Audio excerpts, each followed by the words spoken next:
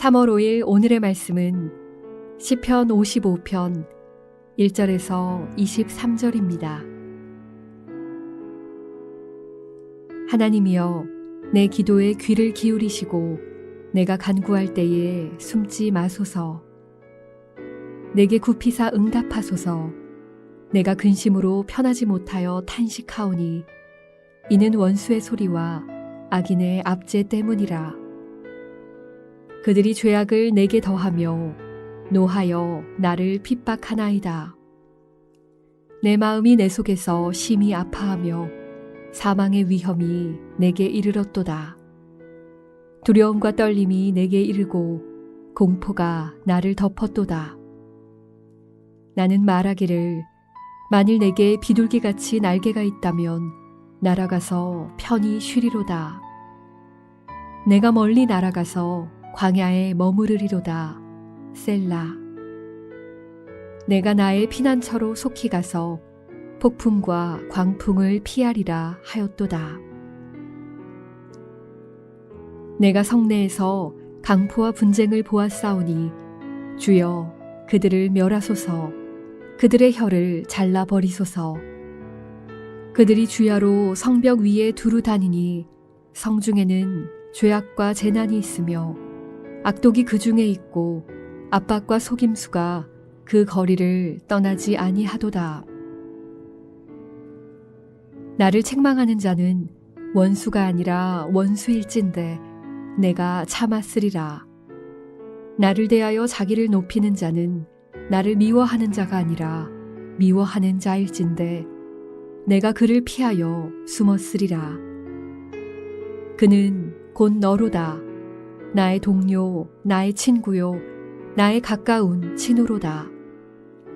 우리가 같이 재미있게 의논하며 무리와 함께하여 하나님의 집 안에서 다녔도다. 사망이 갑자기 그들에게 임하여 산채로 스올에 내려갈지어다. 이는 악독이 그들의 거처에 있고 그들 가운데 있음이로다. 나는 하나님께 부르짖으리니 여호와께서 나를 구원하시리로다. 저녁과 아침과 정오에 내가 근심하여 탄식하리니 여호와께서 내 소리를 들으시리로다. 나를 대적하는 자 많더니 나를 치는 전쟁에서 그가 내 생명을 구원하사 평안하게 하셨도다. 옛부터 계시는 하나님이 들으시고 그들을 낮추시리이다. 셀라. 그들은 변하지 아니하며 하나님을 경외하지 아니함이니이다.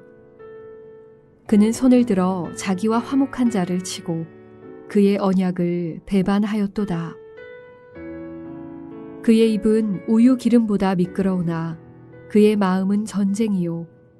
그의 말은 기름보다 유하나 실상은 뽑힌 칼이로다. 내 짐을 여호와께 맡기라. 그가 너를 붙드시고 의인의 요동함을 영원히 허락하지 아니하시리로다. 하나님이여, 주께서 그들로 파멸의 웅덩이에 빠지게 하시리이다. 피를 흘리게 하며 속이는 자들은 그들의 날에 반도 살지 못할 것이나 나는 주를 의지하리이다.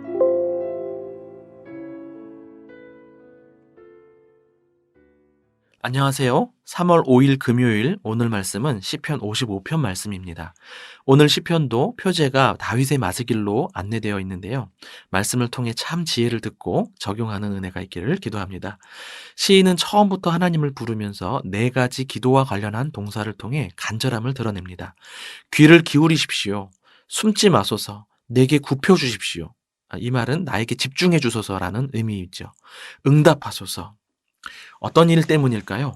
2절에 보니 시인이 근심하고 신음하고 있다고 말하고 있습니다. 그 이유가 3절부터 나오는데 원수의 아우성 소리가 가득하고 악인의 압제로 인해 자신에게 괴로움과 슬픔이 더해지고 있다고 합니다. 내적인 괴로움만이 아니라 실질적인 핍박도 있어서 죽음의 위협을 느끼고 있는 상황이라고 고백합니다.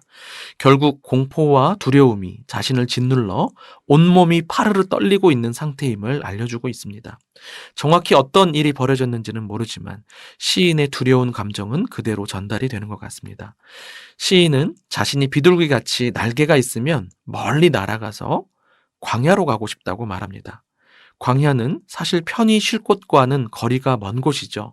보통 성읍이 안전한 곳 아니겠습니까? 그런데 왜 광야로 가고 싶어 할까요? 폭풍과 광풍이 광야에는 정말 없을까요? 이어지는 9절부터의 내용을 보면 시인에게 있어서 폭풍과 광풍은 자연적인 것이 아니라 성내, 즉 인간들이 살아가는 사회에서 불어오는 폭풍과 광풍이었음을 알 수 있습니다. 차라리 자연적인 폭풍과 광풍이 더 안전하다는 의미이겠습니다. 시인이 살고 있는 성읍이 어떤지 살펴볼까요? 강포와 분쟁을 보았다고 합니다. 10절에 그들이 성벽 위에 두루 다닌다고 하는데요. 이는 성이 포위되었다는 의미입니다. 강포와 분쟁으로 시인이 속한 사회가 포위되었다는 것이죠. 성 안은 어떨까요? 죄악과 재난과 악독이 가득하다고 합니다. 그리고 거리라고 표현된 성문 앞 광장에는 압박과 속임수가 떠나지 않고 있다고 말합니다. 성문은 시장과 재판, 회의가 열리는 공적인 공간입니다. 공적인 시스템도 다 폭력과 불의로 얼룩져 있는 상황을 보여주고 있는 것입니다. 사람들이 아무리 많이 있어도 제어되지 않는 그야말로 광풍인 것입니다.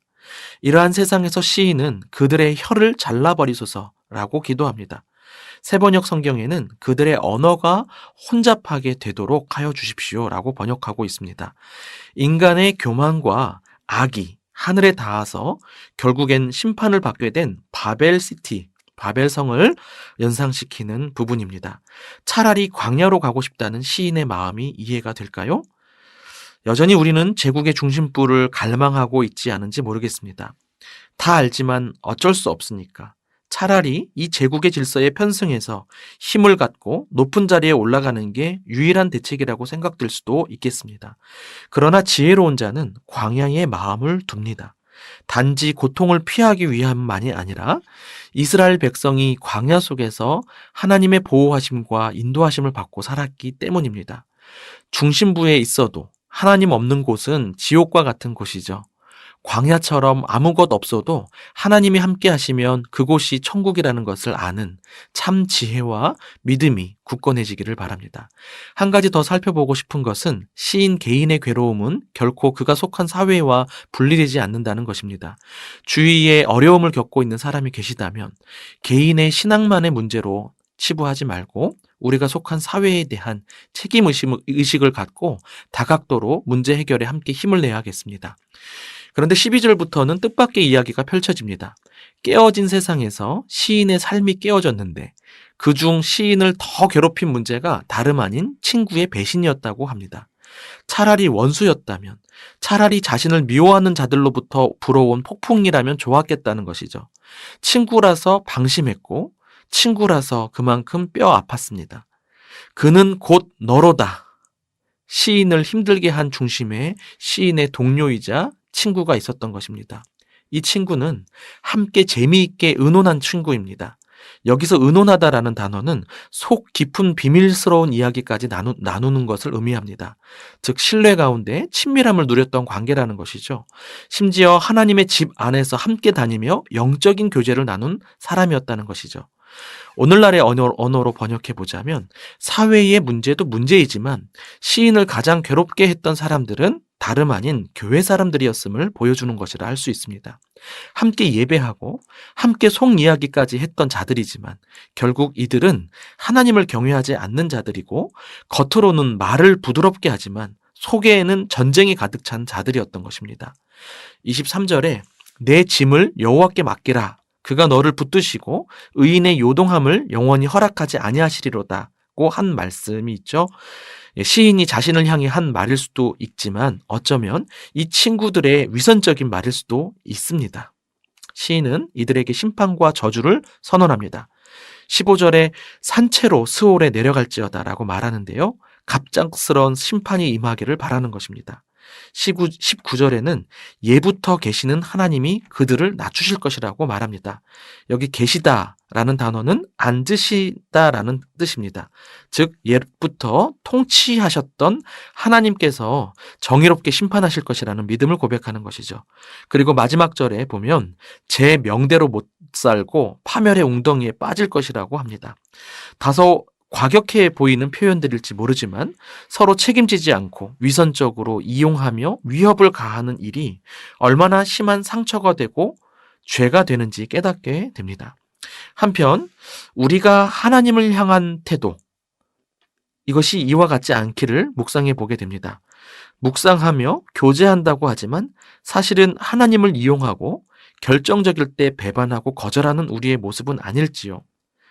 나를 아프게 하는 사람은 그는 곧 너로다 라는 음성이 하나님과 원수된 우리를 향한 하나님의 음성은 아닐지요. 그러나 로마서 5장 10절의 말씀을 떠올려 봅니다. 곧 우리가 원수 되었을 때에 그의 아들의 죽으심으로 말미암아 하나님과 화목하게 되었은즉 화목하게 된 자로서는 더욱 그의 살아나심으로 말미암아 구원을 받을 것이니라. 원수된 우리를 아들의 죽으심을 통해 구원해 주신 하나님은 과거에만 아니라 오늘의 현실 속에서도 살아계셔서 우리의 소리를 들으시고 구원해 주시는 분이십니다. 16절 말씀으로 결론을 맺습니다. 나는 하나님께 부르짖으리니 여호와께서 나를 구원하시리로다. 기도하겠습니다. 주님, 오늘날 이 세상에 참 많은 고통이 있습니다. 곳곳에서 자연재해와 재난이 있음은 물론이요, 자기 욕망에 충실하느라 폭력과 불의로 서로를 희생시키고 있는 이 사회에 미친 광풍이 있습니다. 게다가 겉으로는 부드러운 말을 내뱉지만 실상 세상과 다를 바 없는 모습으로 살아가는 교회의 위선도 고통입니다. 이 광풍을 없애주십시오. 이 짐을 주께 맡깁니다. 정하신 때까지 광풍이 존재한다 할지라도 우리가 흔들리지 않게 하여 주십시오. 무엇보다 우리 자신이 주님을 고통스럽게 하는 배신자가 되지 않도록 도와주십시오. 원수된 우리를 아들의 죽으심을 통해 화목하게 하셨는데 힘써 하나님과 화목하고 세상에 화평을 전하는 오늘 하루가 되게 하여 주옵소서. 예수님 이름으로 기도드립니다. 아멘. 나는 죽었습니다. 제가 주인이 아니고 예수님이 저의 주인이십니다. 예수님은 십자가에서 죽으시고 부활하셨습니다. 부활하신 예수님을 가슴으로 만나서 따라가며 간증합니다. 사랑하는 가족과 함께 영광스러운 승리를 노래합니다. 나는 죽었습니다. 제가 주인이 아니고 예수님이 저의 주인이십니다. 예수님은 십자가에서 죽으시고 부활하셨습니다. 부활하신 예수님을 가슴으로 만나서 따라가며 간증합니다. 사랑하는 가족과 함께 영광스러운 승리를 노래합니다. 나는 죽었습니다.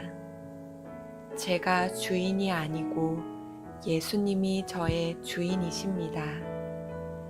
예수님은 십자가에서 죽으시고 부활하셨습니다. 부활하신 예수님을 가슴으로 만나서 따라가며 간증합니다. 사랑하는 가족과 함께 영광스러운 승리를 노래합니다. 나는 죽었습니다. 제가 주인이 아니고 예수님이 저의 주인이십니다. 예수님은 십자가에서 죽으시고 부활하셨습니다. 부활하신 예수님을 가슴으로 만나서 따라가며 간증합니다. 사랑하는 가족과 함께 영광스러운 승리를 노래합니다.